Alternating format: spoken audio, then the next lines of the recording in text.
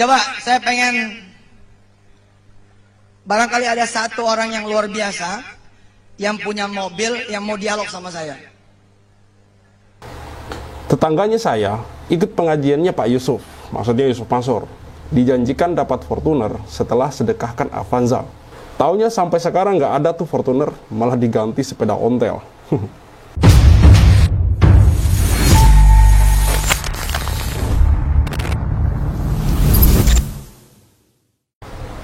Bismillahirrahmanirrahim. Assalamualaikum warahmatullahi wabarakatuh. Kembali lagi bersama saya Al-Walid. 2 hari yang lalu, lebih tepatnya 6 April 2025, Democracy News memposting tulisan dari Ali Syarif berjudul Fenomena Yusuf Mansur, antara ilusi keajaiban dan realitas gagal. Ini sudah pernah kami ulas, namun di sini saya lebih fokus kepada komentar netizen yang menurut saya ini menarik, teman-teman. Saya akan bacakan beberapa komentar dari netizen. Yang pertama, dari Namu_Sira, pengemis sedekah. Yang kedua, Ustadz buat kotor citra fenomena orang-orang brengsek. Satu frekuensi sama Mukidi Gedabrus. Yang ini yang menurut saya paling menarik. Tetangganya saya ikut pengajiannya Pak Yusuf, maksudnya Yusuf Mansur. Dijanjikan dapat Fortuner setelah sedekahkan Avanza. Padahal untuk taksi online, maksudnya Avanzanya tersebut untuk taksi online. Tapi karena ceramahnya Yusuf Mansur yang katanya nanti dapat Fortuner setelah Avanzanya disedekahkan, akhirnya Avanzanya itu disedekahkan. Taunya sampai sekarang nggak ada tuh Fortuner, malah diganti sepeda ontel.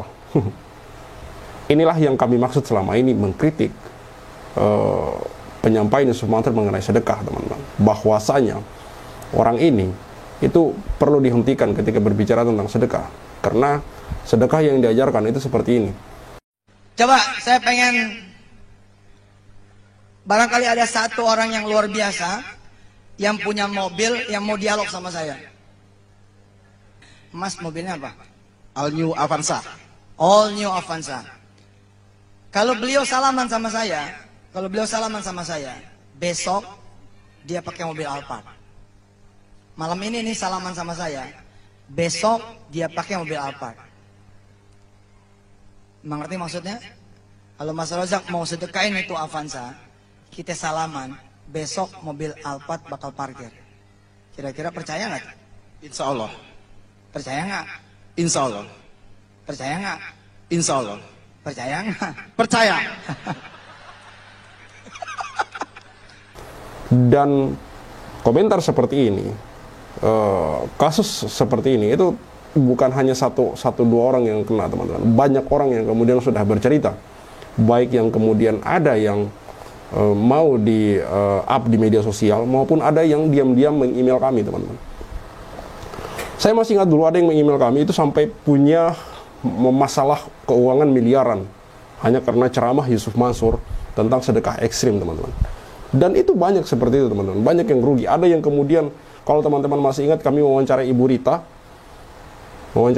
yang mana kemudian dia yang tadinya PNS sampai kemudian dipecat hanya karena mengikuti ceramah Yusuf Mansur mengenai sedekah, teman-teman. Dan hari ini Yusuf Mansur kaya raya, teman-teman. Kaya raya, seperti yang pernah saya katakan, bahwa ketika diwawancara di Hotman Paris, dia kebingungan mengungkapkan atau menyebutkan sumber awal dia sampai kemudian bisa menjadi kaya seperti hari ini. Tentu kemudian kita bisa mengira-ngira dari mana Yusuf Mansur memperoleh harta hingga kemudian bisa kaya seperti hari ini. Yusuf Mansur kemudian mengaku di tahun 2010 berinvestasi di warung Stick and Seek, dan kemudian ikut mengembangkan warung Stick and Seek bersama Jadi Broto Suseno. Bagi saya omong kosong kalau misalkan Yusuf Mansur ini kemudian berkilah dan segala macam. Karena di waktu lalu Yusuf Mansur kerap kemudian mempromosikan warung Stick and Seek, menceritakan tentang jumlah karyawannya, omsetnya, pajaknya, pengembangan warung Stick and Seek, dan segala macam cerita. Lalu kemudian ketika kemudian ini mencuat bahwa Yusuf Mansur ini salah satu pemilik dari warung Stick and Seek, lalu kemudian ada suara-suara, kemudian muncul suara memboikot warung Stick and Seek, tiba-tiba Yusuf Mansur mengaku mengundurkan diri, dan kami sangat tidak mempercayai itu. Karena ketika kemudian Pak Darso Arif menghampiri kantor warung Stick and Seek, memberikan surat pertanyaan berupa klarifikasi mengenai warung Stick and Stick dan Yusuf Mansur, pihak warung Stick and Stick maupun Jody Broto Suseno bungkam sampai hari ini, sampai video ini saya upload teman-teman.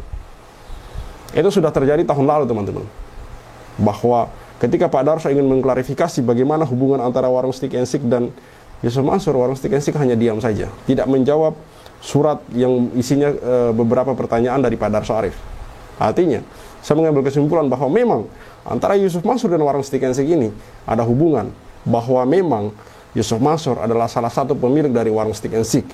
Makanya kenapa kemudian teman-teman kami menyuarakan untuk memboikot warung Stick and Stick Yusuf Mansur. Karena selain ini adalah bentuk kritikan kami terhadap Yusuf Mansur, ini adalah sanksi sosial kami terhadap Yusuf Mansur. Karena sampai hari ini, orang ini belum mendapat keadilan teman-teman.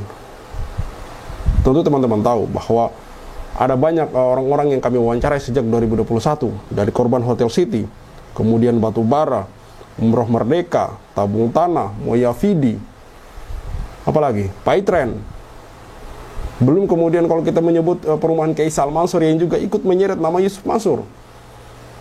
Dari sekian banyak kemudian korban-korban ini, apakah kemudian kita hanya akan membiarkan Yusuf Mansur melenggang begitu saja? Bahkan masih diundang di beberapa ceramah, walaupun tidak sepopuler dulu ya teman-teman. Walaupun tidak sepopuler dulu. Ini kemudian yang menjadi tanda tanya besar bagi kami. Kenapa orang ini sampai hari ini masih aman-aman saja, masih santai-santai saja? Kalau mau dibilang Yusuf Mansur memang hari ini sudah tidak lagi berbicara tentang sedekah. Iya, saya percaya itu karena memang suara-suara kritikan kepada dia, terutama konten-konten kami masih terus bergulir teman-teman. Tapi kemudian saya yakin dan percaya kalau misalkan konten-konten yang mengkritik dia ini berhenti, dia akan muncul lagi teman-teman. Dia akan muncul lagi. Makanya kenapa kemudian kemarin di kasusnya Wirda Mansur yang MAB itu yang sampai kemudian ditaksir atau diduga menelan kerugian 9 miliar, saya duga kuat itu ada juga Yusuf Mansur di belakangnya gitu. Bahwa kemudian ketika nama Yusuf Mansur ini sudah mulai disorot hingga kemudian anaknya yang turun gitu. Ini kan sebuah tanda tanya besar. Kalau bicara Wirda Mansur, sebelum kemudian dia bermasalah dengan MAB-nya itu atau milenial anti bokehnya itu kan sebelumnya ada juga yang namanya Icon Wirda Mansur yang juga itu bermasalah. Kami masih ingat kami mewawancarai Pak Freddy yang sampai mendatangi rumah Yusuf Mansur untuk menuntut uangnya dikembalikan oleh Wirda Mansur karena merasa bahwa kriptonya Wirda Mansur ini itu adalah tipu-tipu teman-teman. Tipu-tipu, tidak seperti kripto yang lain. Saya akan bacakan sedikit beberapa tulisan ini. Yusuf Mansur pernah menjadi ikon keajaiban spiritual di tengah umat. Dengan lantang, ia mengajarkan zikir-zikir yang diyakini bisa melapangkan rezeki dan salawat-salawat yang diklaim membuka pintu langit keberuntungan. Bagi banyak orang, ia bukan hanya ustadz, tetapi motivator spiritual yang menjanjikan kesuksesan dunia dan akhirat hanya dengan bermodal keyakinan dan repetisi lafaz-lafaz tertentu. Dalam lanskap keislaman populer Indonesia, ia muncul sebagai tokoh flamboyan yang memadukan agama dan motivasi bisnis. Namun waktu adalah penguji segala hal. Klaim keajaiban tidaklah cukup berdiri sendiri tanpa bukti konkret di ranah dunia nyata. Pelan tapi pasti, publik mulai menyadari bahwa narasi yang dibangun Yusuf Mansur tampak lebih sebagai ilusi dibanding kenyataan.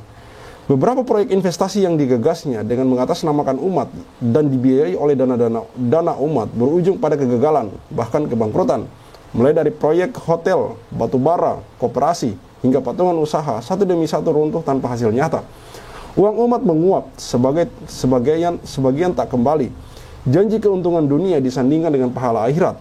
Namun kenyataan berkata sebaliknya, nihil profit, nihil pertanggungjawaban. Jadi Yusuf Mansur membawa bisnis yang mana ini kebanyakan berupa investasi, lalu kemudian menggabungkan dengan agama. Ini bukan hal yang salah. Tapi kemudian dia membawa agama, memotong beberapa ayat untuk kepentingan dirinya sendiri, inilah yang menjadi masalah teman-teman. Untuk kemudian menarik orang ikut berinvestasi di sana gitu.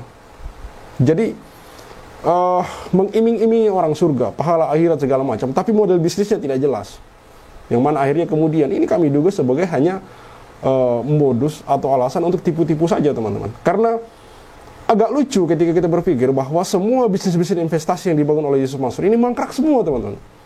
Mangkrak semua. Apakah kemudian kita mau bicara bahwa Allah tidak seadil itu? Nauzubillah min dzalik teman-teman. Jadi saya bisa berkesimpulan dan kemudian menduga kuat bahwa memang ini adalah penipuan sejak awal, teman-teman. Penipuan sejak awal. Bahwa ketika kemudian Yusuf Mansur mulai menggunakan embel-embel ini, mulai menggunakan modus ini untuk kemudian mengumpulkan duit dari umat, lalu kemudian menggunakan untuk kepentingan tertentu. Ini dugaan kuat kami, karena semuanya seperti ini. Seperti yang kami sebutkan tadi, teman-teman. Batubara, Hotel City, Paytrain, Umroh Merdeka, Tabung Tanah, Moyavidi, semuanya mangkrak. Tapi kemudian Yusuf Mansur baik-baik saja. Ini kan tanda tanya besar. Menjadi tanda tanya besar, apakah kemudian orang ini, uang-uang umat ini menguap ke kantong pribadi atau bagaimana? Tak hanya dalam dunia bisnis, upaya Yusuf Mansur menapaki jalur politik pun tak membuahkan hasil. Pencalonannya sebagai anggota DPR RI gagal total. Rakyat tampaknya tak percaya bahwa spiritualitas semu bisa diterjemahkan menjadi kebijakan politik yang rasional dan adil. Bahkan wacana yang sempat diutarakan tentang keinginannya menjadi presiden terdengar lebih sebagai fantasi daripada visi yang matang dan logis. Ia yang mengklaim mampu menembus langit justru tak mampu menembus bilik suara rakyat. Yes. Sederhananya seperti ini saya mau berpikir. Kalau orang ini benar, kalau orang ini benar-benar ustadz, sederhananya seperti itu. Tidak mungkin dari berbagai bisnis yang dia bangun bersama umat ini semuanya gagal, teman-teman. Sangat tidak mungkin. Itu tadi yang saya katakan, bahwa apakah kemudian Allah tidak seadil itu? Nauzubillahi min dzalik. Masa semua bisnis yang dia bangun, yang kemudian itu membawa agama, di setiap bisnisnya disertai dengan insya Allah, bismillah segala macam, itu semuanya tidak berjalan, teman-teman. Bukannya saya mendiskreditkan agama, nauzubillahi min dzalik. Ini saya lebih kepada ingin mengungkapkan bahwa dugaan saya bahwa Yusuf Mansur membawa usaha ini mengatasnamakan agama, ini hanya sebagai embel-embel dan sebagai modus, tidak tulus dan tidak ikhlas ingin membantu umat, tidak. Tapi menggunakan ayat-ayat suci Al-Quran untuk kemudian kepentingan pribadi, menjual ayat suci Al-Quran untuk kepentingan pribadi. Maksud saya seperti itu, teman-teman. Bahwa kok bisa ada orang, karena kebanyakan yang saya tahu begini, bahwa ketika ada orang yang kemudian kuat ikhtiarnya, kuat doanya, membawa syariat di setiap usahanya, itu akan sukses, teman-teman. Banyak pengusaha-pengusaha muslim yang kita tahu sukses besar gitu. Ini konteksnya dalam ajaran Islam ya, teman-teman. Tapi kok bisa ada ketika seorang kemudian yang mengaku ustadz, membuat sebuah model bisnis, membawa agama di dalamnya, tapi kok semuanya gagal total, teman-teman. Ini kan menjadi tanda tanya besar. Maka kemudian saya menduga kuat ini adalah penipuan sejak awal, teman-teman. Penipuan sejak awal. Dan ini pun yang membuat kemudian saya berpikir bahwa salah satu hal yang kemudian menjadi alasan kuat kami mengkritik atau memboikot warung Stick and Stick adalah karena Yusuf Mansur tidak bisa bertanggung jawab dan tidak bisa menunjukkan bukti bagaimana kemudian bisa bisnis-bisnis yang dia bangun itu mangkrak. Tidak bisa, hanya sekedar makasih, maaf, saya hilaf, saya salah, maafkan. Apa loh? Bukan seperti itu yang kami inginkan gitu. Ibaratnya kayak membangun citra di atas citra, playing victim. Mbok ya secara profesional jelaskan saja bahwa tambangnya bisa mangkrak karena ini dan itu. Tidak usah bertele-tele. Hotel City-nya tidak bisa kemudian memberikan profit keuntungan kepada investor karena gini. Tapi kan selama ini Yusuf Mansur tidak pernah melakukan itu. Yusuf Mansur hanya berplaying victim di atas kesalahannya sendiri gitu.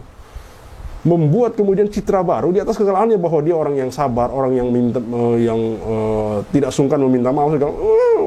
Bagi saya omong kosong belaka. Jangan terpedaya lagi dengan hal-hal seperti itu. Baik, cukup sekian dari saya. Tetap kemudian suarakan untuk memboikot warung Stick and Stick Yusuf Mansur. Karena bagi saya, hanya itu untuk sementara ini salah satu bentuk perlawanan dan kritikan kita kepada Yusuf Mansur. Salih Tawalid, see you on the next videos. Maka 2010 ketika saya masuk pertama kali ke warung Stick and Shake, like video jangan di skip, share sampai kena strap, like biar kasusnya di up, komen sampai dia kena strap. Yusuf Mansur punya cerita, katanya punya jaku di mana-mana, nyatanya cuma numpang nama, emang bisa gak punya muka. Boykot Yusuf Mansur, bikin bisnis batu bara kau bangkrut, bikin aplikasi Paytrain kau macet, bikin program umroh merdeka kau mampet, bikin program tabung tanah kau rungkak, bikin program Moyavidi kau katot, bikin bisnis Hotel City ya bacot, bisnis mandek duitnya dicokot. Boykot Yusuf Mansur. Kalau cari tangga dipikir dulu, ngaku komisaris ternyatanya halu. Kalau Kalau udah dongeng kayak orang nyabu, ngaku punya pesawat nyatanya malu.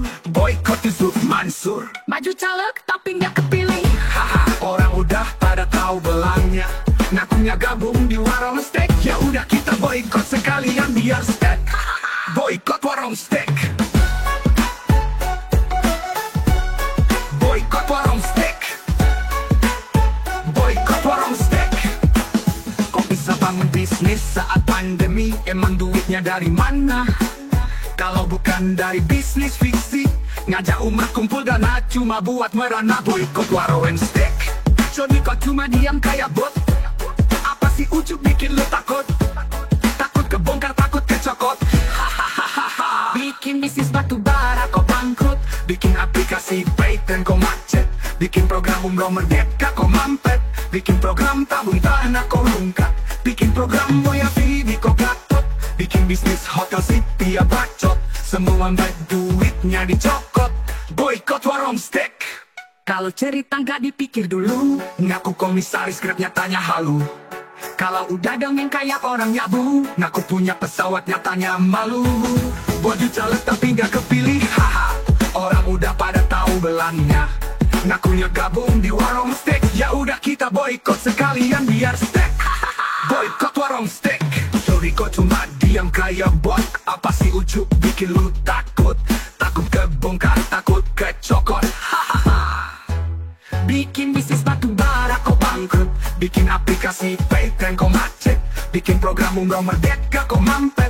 Bikin program tabung tanah kau lungkat. Bikin program Moya Vidi kau gatot. Bikin bisnis hotel city ya bacot. Semua baik duitnya dicokot. Boykot warung steak. Kalau cerita nggak dipikir dulu, ngaku komisaris grab nyatanya halu. Kalau udah dongeng kayak orang nyabu, ngaku punya pesawat nyatanya malu. Maju caleg tapi nggak kepilih, haha. Orang udah pada tahu belangnya. Ngakunya gabung di warung steak. Ya udah kita boykot sekalian biar steak. Boykot warung steak. Stop mampir di sana, stop masuk ke sana, stop makan di sana, stop bikin si ujuk kaya. Boykot warung steak. Bikin Yusuf Mansur ketar-ketir, biar dia mikir, biar dia sadar tanggung jawab. Mansur, kami sudah hilang sabar, umat sudah marah besar. Sampai mana kau kabur? Akan terus kami kejar walau sampai lubang kubur. Boykot warung steak. Boykot warung steak. Boykot warung steak. Play video jangan di skip, share sampai kena strap, like biar kasusnya di up, komen sampai dia kena step. Hahaha.